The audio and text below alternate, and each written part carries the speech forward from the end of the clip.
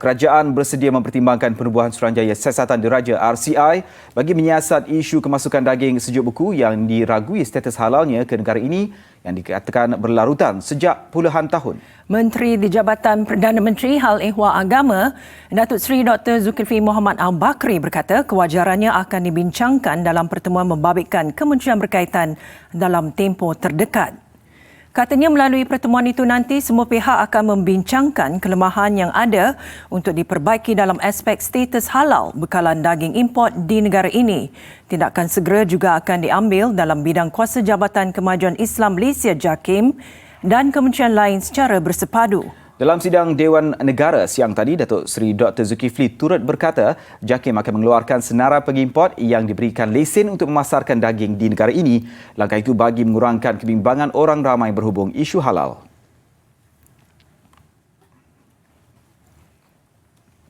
Sementara itu, Pergerakan Pemuda UMNO mendesak kerajaan mendedahkan senarai pemegang permit import AP daging sejuk beku yang disyaki terbabit dalam sindiket kartel daging haram. Ketuanya Datuk Dr. Ashraf Wajdi Dusuki berkata, ia penting bagi mengembalikan keyakinan dan kepercayaan rakyat serta masyarakat antarabangsa terhadap logo halal Malaysia.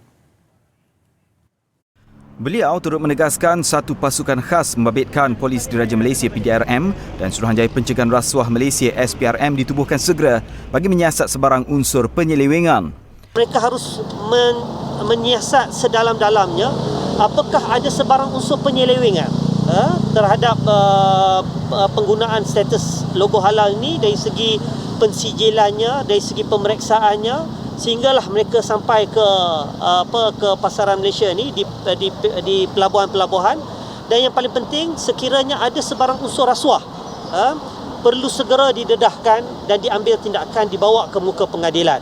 Jelasnya, kerajaan juga perlu menarik balik lesen perniagaan syarikat terlibat dalam memastikan kegiatan jenayah itu tidak berterusan. Terdahulu, Datuk Dr. Ashraf Wajdi bersama Esko Pergerakan Pemuda UMNO membuat laporan polis di Ibu Pejabat Polis Daerah IPD Dang Wangi, Ibu Negara berhubung pendedahan media mengenai kegiatan kartel penyeludupan daging import yang diragui status halalnya.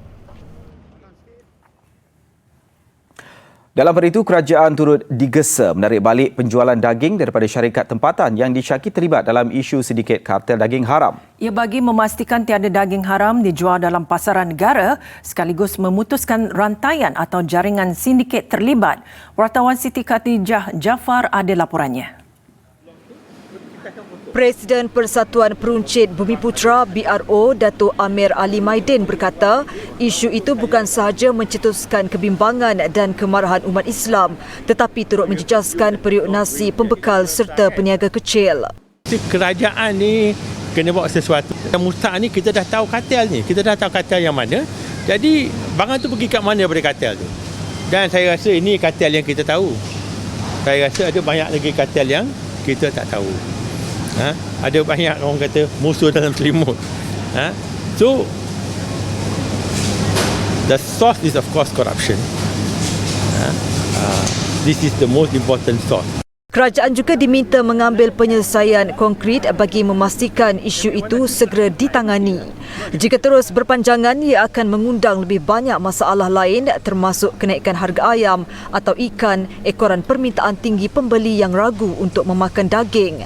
Penguatkuasaan terlibat juga perlu memainkan peranan memandangkan isu berkenaan menyentuh sensitiviti umat Islam. Memanglah takut. Tapi sebagai pengguna, kita ada kerajaan kan? Kerajaan harus pertimbangkan ni, siasat sebelum melepaskan sesuatu. Itu pendapat saya. Semua terserah pada kerajaan. Jangan diam di, terutamanya yakin kan? Kita semua penduduk sini orang Islam. Pihak berkuasa patutlah ambil serius perkara ni sebab bila dah jadi, dah lama, dah bertahun-tahun baru perkara ni timbul. Macam juga orang dah makan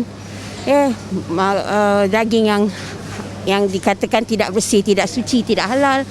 Tapi baru sekarang perkara-perkara ni timbul. Sepatutnya dari awal lagi dari mana daging tu datang, macam mana dia masuk, semua tu clearance semua perlu ada. Media sebelum ini mendedahkan kegiatan kartel menyeludup daging sejuk beku dari China, Ukraine, Brazil dan Argentina sebelum membungkus semula daging berkenaan menggunakan logo halal di sebuah gudang di Senai Johor. Terdapat kaki tangan kerajaan juga didakwa terlibat termasuk pegawai agensi tertentu yang menjadi dalang membantu pihak kartel menyeludup bagi melepasi pemeriksaan di pintu masuk negara. Berdasarkan rekod Jabatan Perkhidmatan Veterina JPV, Malaysia telah pun meluluskan sejumlah 28 pusat sembelihan lembu di beberapa buah negara termasuk Australia, New Zealand dan juga Argentina. Selain 11 pusat sembelihan daging kerbau di India dan juga Pakistan, di mana kesemua pusat sembelihan ini telah pun dilakukan audit terlebih dahulu oleh Jabatan Perkhidmatan Veterina, JAKIM dan juga Kementerian Kesihatan KKM. Dan pusat sembelihan di negara sumber juga telah pun dilakukan pemeriksaan. Laporan Siti Khadijah Jaafar untuk TV3.